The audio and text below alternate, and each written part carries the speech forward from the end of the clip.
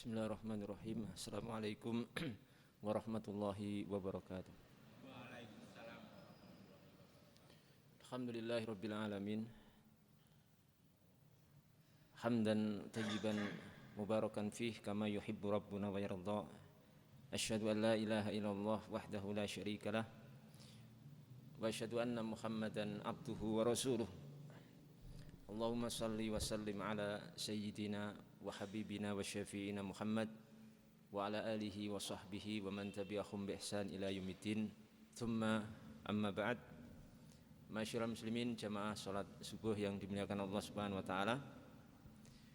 Pada kesempatan pagi hari ini yang penuh berkah ini, di masjid yang mulia ini kita akan melanjutkan kajian kita dari kitab Sulamut Taufik, di mana kita sudah sampai kepada fasal tentang maksiat-maksiat yang berkaitan dengan lisan.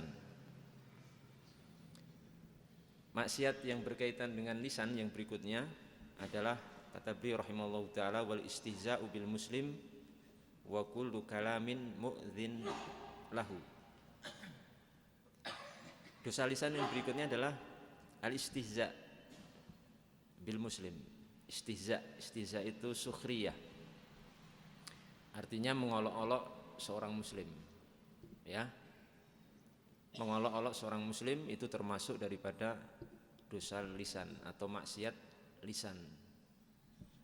Bahkan di sini disebutkan wa hadza muharramun mahma kana mu'dziyan.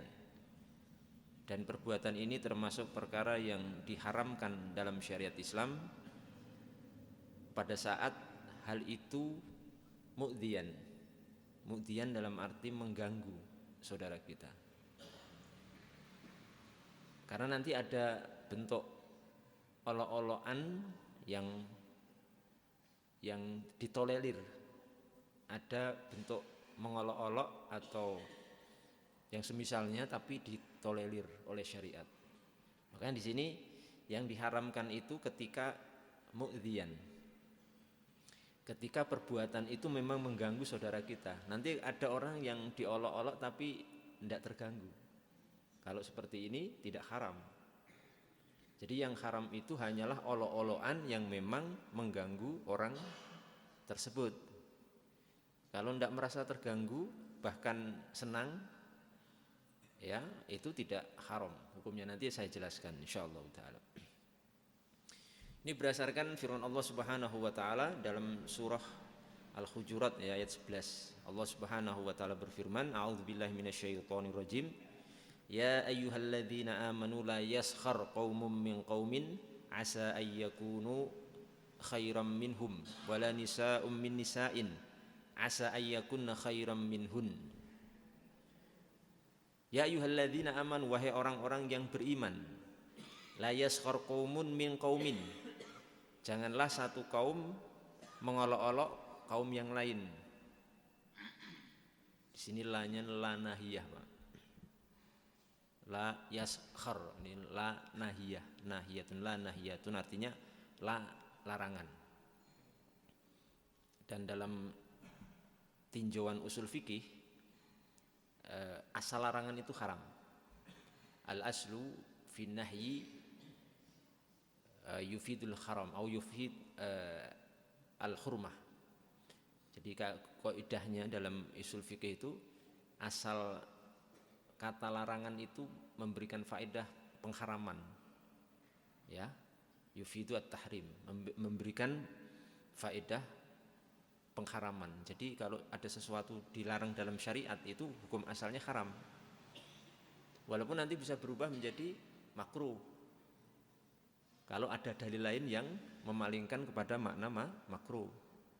Bahkan bisa jadi larangan nanti jadi larangan mubah. Nah, itu macam-macam. Itu pentingnya kita belajar usul fikih. Kita tidak hulu, tapi juga tidak menggampangkan. Artinya kadang ada sebagian pihak yang memaknai seluruh larangan dalam syariat Islam itu haram. Padahal larangan itu ada dua, ada haram, ada apa? Ada apa? Makruh. Larangan itu ada haram, ada makruh. Kalau perintah niku ada wajib, ada sunnah. Yang jadi masalah dan akhirnya membuat berbagai macam kerusakan itu orang-orang yang memaknai hal ini secara sempit. Jadi kalau ada larangan pasti diharamkan. Kalau ada perintah pasti diwajibkan. Ini jadi kacau balau, agama kita jadi kacau, rusak gara-gara orang-orang yang tidak paham usul fiqh seperti ini. Ya, itu nanti pembahasannya insyaallah di lain waktu saya akan jelaskan itu. Jadi ada larangan yang haram, ada larangan yang makruh. Umpamanya larangan makruh itu apa? Makan minum sambil berdiri. Itu tidak haram, tidak sampai apa? Haram, hanya makruh. Makanya diriwayatkan ba'dus sahabah, diriwayatkan dari sebagian para sahabat itu ada yang makan dan minum sambil berdiri. Karena larangannya makruh. Makruh itu sebuah larangan yang tidak harus ditinggalkan. Itu makruh namanya. Kalau haram itu larangan yang harus ditinggalkan. Kan beda itu. Definisinya berbeda, konsekuensi hukumnya nanti juga berbeda. Jadi nanti kalau ada orang makan sambil berdiri, kita tidak boleh mengingkari itu seperti mengingkari orang melakukan perkara haram. Karena sedang dia melakukan perkara makruh saja. Pengingkaran hanya berlaku ketika ada orang makan sambil berdiri, itu pengingkaran yang sifatnya hanya sebuah harapan. Kalau bagus makan duduk, cuma harapan.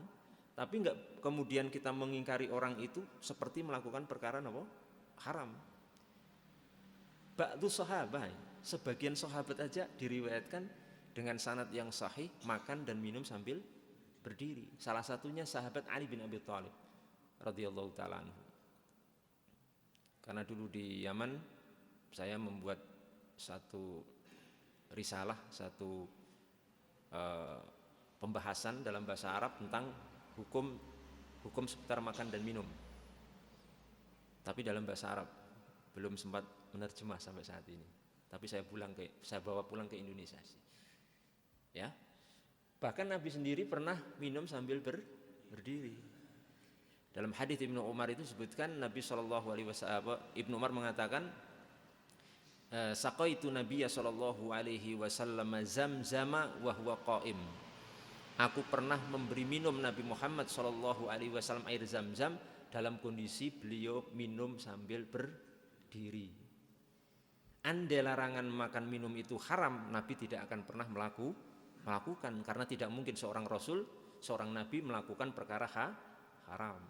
Ini perlu kita dudukkan seperti ini supaya kita ini paham ya. Jadi kita berusaha untuk memahami secara lebih detail dan baik supaya semuanya bagus ya dalam memahami agama Islam ini. Jadi janganlah sebagian kaum mengolok-olok sebagian yang lain. Kenapa? Asa ayyakunu khairam minhum. Karena bisa jadi orang-orang yang diolok-olok itu lebih baik dari yang mengolok-olok.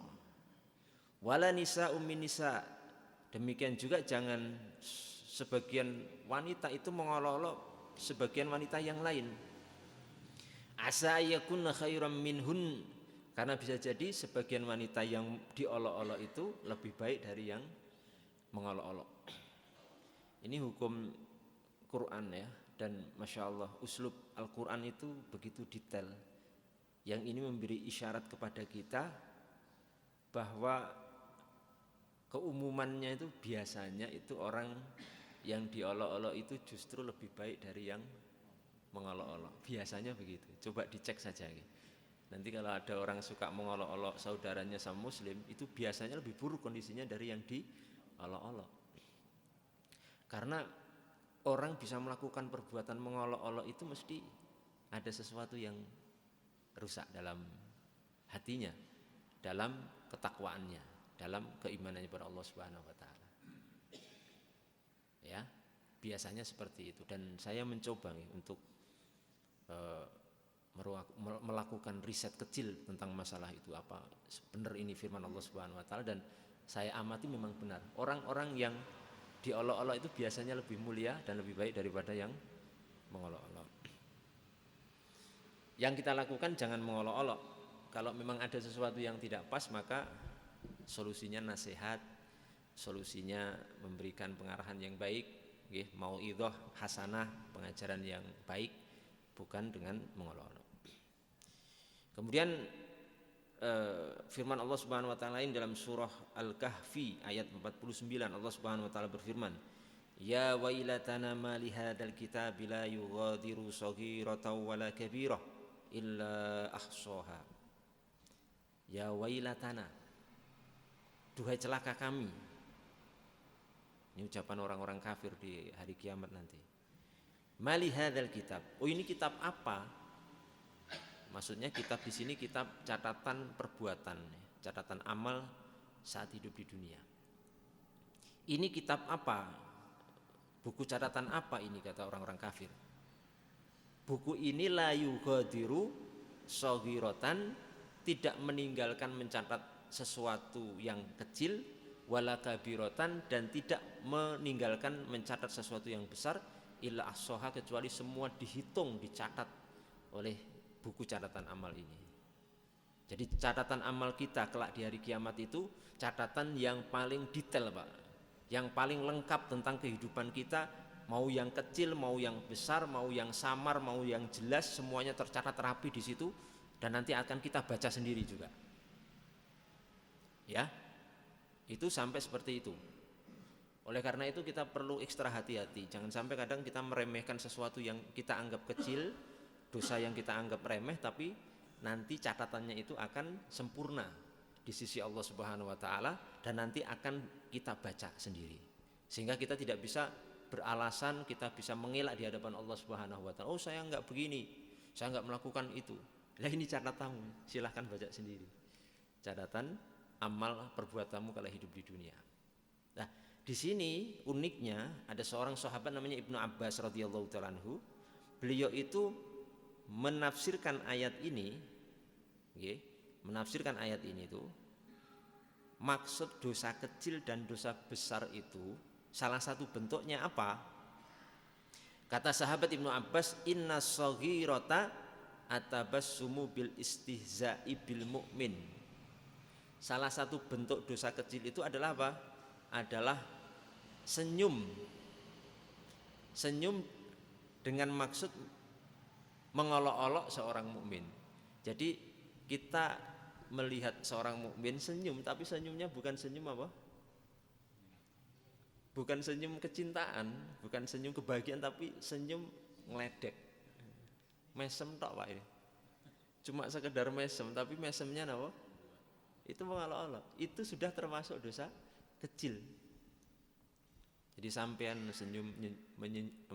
senyum kepada seseorang, tapi senyumnya senyum yang ngece kalau orang Jawa.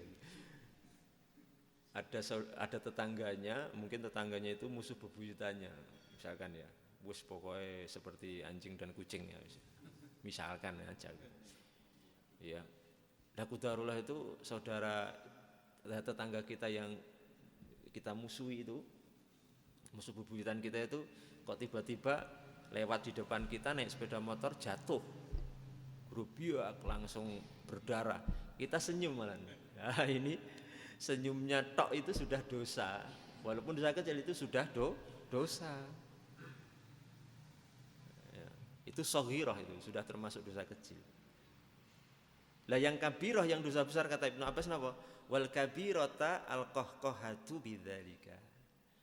Dosa besarnya kalau sudah tertawa. Wah, kalau sudah tertawa, awalnya senyum, tapi kemudian tertawa menertawakan seorang muslim, tapi tertawanya ini dalam rangka istihza, menghina atau mengolok-olok saudara sama muslim, maka itu hukumnya sudah termasuk dosa besar. Jadi hati-hati kalau kita menertawakan saudara sama muslim, tapi maksudnya menghina atau mengolok-olok.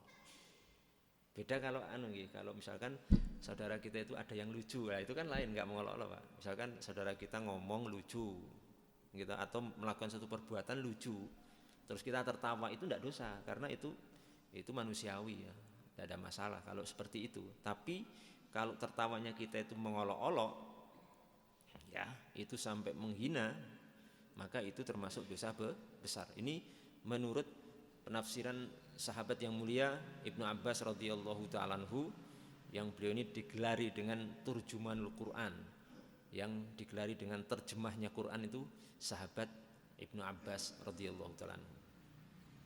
Beliau ini seorang sahabat yang pernah didoakan Nabi SAW, dan pasti kabul ya doa Nabi itu, ya Allahumma faqihhu fid din wa'allimhu ta'wila. Ya Allah, faqihkan, pinterkan orang ini tentang urusan agamanya dan ajarkan dia ta'wil, maksudnya tafsir Al-Quranul Karim. Maka setelah itu beliau Ibnu Abbas radhiyallahu ta'ala menjadi seorang sahabat yang ahli tafsir, sehingga sampai digelari dengan turjumanul Quran, terjemahannya apa? Al-Quran. Nah, di sini kita perlu ekstra hati-hati. Kemudian dalam sebuah hadis Nabi kita Muhammad sallallahu alaihi wasallam bersabda, wa qala sallallahu alaihi wasallam, man ayyara akhahu bi dzambin faqad taba minhum lam yatub aw lam yamut hatta ya'malah. Barang siapa yang mencela saudara sesama muslim dengan satu dosa yang orang itu sudah bertaubat dari dosa tersebut, maka orang yang mencela itu tidak akan mati sampai dia mengamalkan dosa itu. Nauzubillah min dzalik. Maksudnya ngeten ya, misalkan ada seorang yang hobi zina, umpamanya ada seorang muslim hobinya berzina. Kemudian ada orang lain yang menghina itu, menta'yir, mengolok-olok perbuatan zinanya itu. Padahal si orang itu sudah tobat. So, itu si fulan itu dulu pezina itu, hobinya zina itu. Padahal sudah tobat. Diolok-olok, disampaikan, dijadikan bahan perbincangan, bahan sendaguro di kalangan majelis orang itu. Maka orang seperti ini, kata Rasul, orang seperti ini tidak akan mati sampai nanti dia juga berzina. Ya, sampai dia berzina juga. Sebagai hukuman atas ta'yir, olok-olok dia terhadap seorang muslim yang sudah bertaubat dari perbuatan maksiatnya. Maka hati-hati, Pak. Kadang kalau bukan menimpa kita, nauzubillah, kadang dilimpahkan ke anak kita. Kita ngolok-olok orang berzina, misalkan ya, ada orang misalkan kumpul kebo akhirnya hamil duluan umpamanya. Tetap itu kita katakan dosa besar, itu maksiat, itu haram hukumnya. Tapi kan bab mengolok-olok bab lain lagi. Kita olok-olok orang tetangga kita anaknya hamil duluan begini-begini, kumpul kebo akhirnya hamil duluan, loh itu gini-gini. Padahal itu sudah nikah, yang hamil duluan itu sudah dinikahi yang menghamili dan mungkin jadi sudah tobat. Tapi kita masih menyampaikan berita itu kemana-mana, kita olok-olok. Bisa jadi Allah Subhanahu Wa Taala akan menghukum kita. Kalau bukan kita yang menghamili orang, bisa jadi anak kita, anak turun kita, anak kita, cucu kita, bisa jadi akan tertimpa dosa itu. Ya, melakukan perbuatan menzinai dan menghamili orang. Jadi mungkin misalkan ya, kalau tiba-tiba kok ada orang kok anaknya menghamili orang lain, itu introspeksi orang tuanya. Jangan-jangan ya buah dosa kita sebagai orang tua kok. Jangan-jangan suatu saat dulu di tahun kapan kita pernah mengolok-olok orang yang menghamili orang lain. Dan ternyata itu ditimpakan Allah kepada anaknya. Bapak ibunya tidak melakukan, tapi ternyata anaknya yang melakukan, ditimpa oleh Allah Subhanahu Wa Taala dengan perbuatan itu. Ini saya ingatkan untuk diri kami pribadi secara khusus dan juga untuk kaum muslimin secara umum. Hati-hati dari hal ini. Ujung sabda Nabi tadi, lam yamut hatta ya'malah. Dia tidak akan mati sampai melakukan perbuatan maksiat itu. Perbuatan maksiat yang dia olok-olok kepada saudaranya sesama muslim yang sudah bertaubat pada Allah Subhanahu Wa Taala. Ini dengan catatan sudah bertaubat ya yang diolok-olok ya. Misalkan mungkin preman tapi sudah tobat, pejudi sudah tobat, peminum, pemabuk sudah tobat, diolok-olok. Nah, ini nanti orang yang mengolok-olok akan mendapatkan hukuman dari Allah Subhanahu wa taala sebagaimana yang tersebut dalam hadis yang sudah kita baca tadi. Adapun kalau belum bertaubat, sebagian ulama menyatakan boleh dalam bentuk tapi tidak mengolok-olok, dalam arti boleh untuk dibicarakan. Jadi seorang pelaku maksiat yang mujahiran, ya, mujahir artinya terang-terangan menampakkan kemaksiatannya, itu boleh untuk dibicarakan. Itu termasuk ghibah yang dibolehkan. Misalkan di kampung kita ada pemabuk yang tiap hari mabuk terus belum taubat, itu boleh dibicarakan dan itu termasuk ghibah yang diperbolehkan sebagaimana disebutkan oleh para ulama dalam bait syair itu. Al-qadhu laisa bighibatin fi sittati mutadzalimin wa mu'arrifin wa muhadziri wa mujahirin fiskan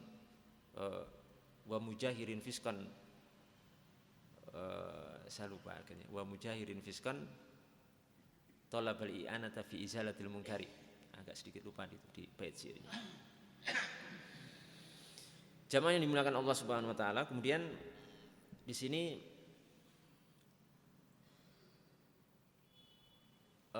keumuman pengharaman ini mengolok-olok saudara sesama muslim itu hanya berlaku wahada innama yuhramu fi hakiman yata'adzabi. Jadi pengharaman perbuatan mengolok saudara sama muslim itu hanya berlaku untuk seorang yang memang merasa terganggu dengan olok-olokan itu. Adapun orang-orang yang tidak terganggu, bahkan menempatkan dirinya sebagai orang yang boleh diolok-olok, artinya dia mau diolok-olok dan menempatkan dirinya untuk diolok-olok, maka ini tidak termasuk diharamkan. Atau bahkan ada orang yang diolok itu malah seneng, kan bisa jadi ya. Maka ini tidak diharamkan. Itu termasuk hanya al-mizah. Bab mizah itu bab bersendaguro. Bab bersendaguro. Jadi kan ada orang yang diolok-olok itu enggak masalah gitu. Kita punya teman loh kadang gitu. Punya teman. Kita gojeki lah, sebenarnya diolok-olok juga. Tapi enggak marah. Enggak marah, enggak terganggu. Karena mungkin sudah biasa, karena tipikalnya orang yang memang tidak mudah terganggu dengan hal seperti itu. Kalau seperti ini hukumnya apa? Boleh saja, ya, biasa, karena mungkin kita juga pernah melakukannya gitu kan. Kita punya teman dekat sekali kan kadang seperti itu gitu. Ya teman futsal, teman mancing itu biasa olok-olokan. Ya kadang olok-olok misalkan masalah istri, kamu kok belum nambah ya, umpamanya, kamu itu laki-laki penakut, laki-laki suami takut istri, umpamanya ini belum nambah istri karena diolok-olok suami takut istri gitu. Itu sebenarnya olok-olokan. Tapi orang yang diolok-olok ini nggak masalah karena itu sudah biasa, teman saya teman mancing itu udah. Itu tiap hari begitu, enggak sakit hati, enggak marah, enggak apapun. Maka seperti ini hukumnya boleh, tidak haram. Itu hanya bercanda yang hukumnya mubah saja, tidak sampai derajat haram.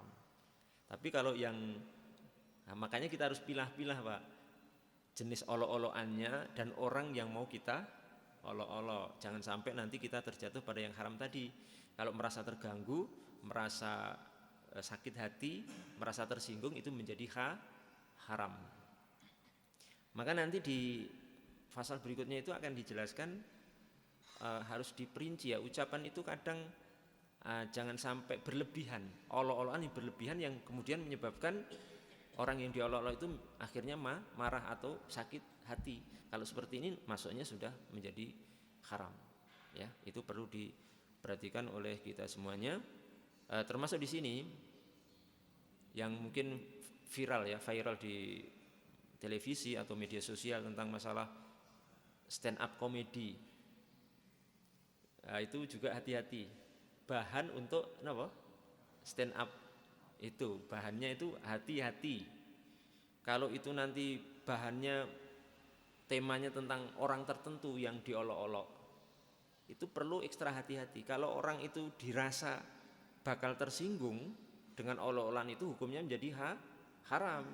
Tapi kalau tema orang itu yang diolok-olok itu biasa, nggak akan marah, nggak akan tersinggung, ya nggak masalah. Kan di stand up itu ada sesi apa? Roasting ya, di roasting.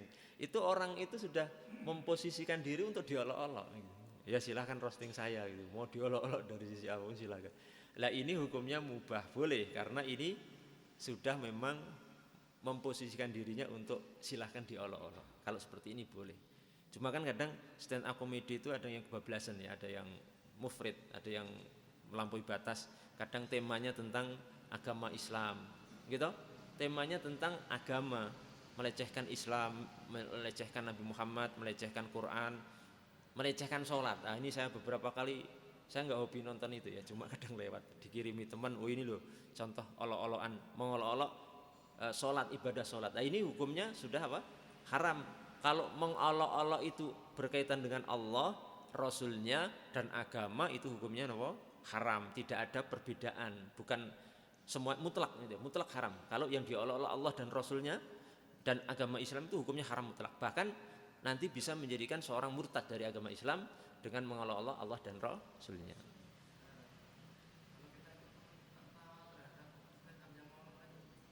Wah itu haram juga. Jadi sampean hati-hati nonton stand up komedi ya.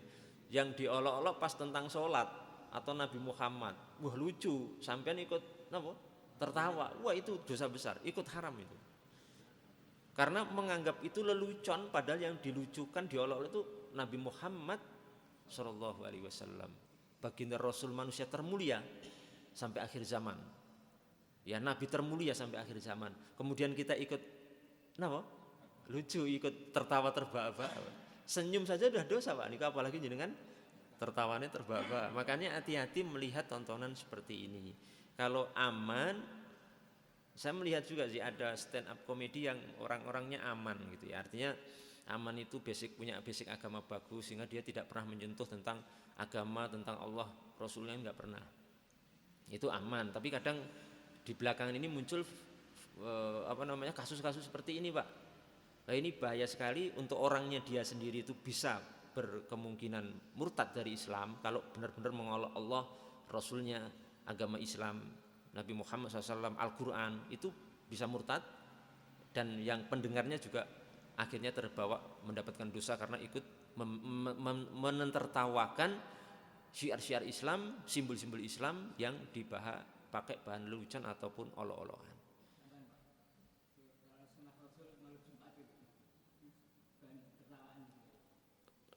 Sunnah Rasul. Ya itu maksudnya gini, sunnah Rasul itu apa gitu ya. Kalau sunnah Rasul maksudnya berkumpul dengan istri, yaitu boleh saja. Tapi jangan dibuat olok-olokan ya. Cuma mungkin olok-olokan yang sifatnya hanya sebagai mizah itu bersendau yang biasa. Enggak apa-apa, tapi jangan sampai dibuat olok-olokan ya. Sunnah Rasul itu malam Jumat kumpul lah. Sunnah yang paling disukai ini. Sunnah Rasul itu. Padahal sunnah Rasul malam Jumat itu enggak hanya itu Pak. Sunnah Rasul yang baik itu banyak. Baca surah Al-Kahfi gitu, baca surah Yasin. Yang ditampilkan, dimunculkan cuma sunnah Rasul itu aja. Bahannya itu aja. Sunnah Rasul ya. Ya mungkin itu dulu yang bisa kita sampaikan. Insyaallah nanti kita akan bahas tentang masalah ucapan yang hendaknya kita perhatikan dalam hal ini bersedekah atau mengolok-olok supaya kita selamat itu nanti di pasal berikutnya insyaallah. Mudah-mudahan bermanfaat apa yang kita sampaikan pada kesempatan pagi hari ini, menjadi barokah dan untuk keluarga kita dan kita semuanya. Wa akhiru da'wana alhamdulillah. Wabillahi taufiq wal hidayah. Wassalamualaikum warahmatullahi wabarakatuh. Waalaikumsalam.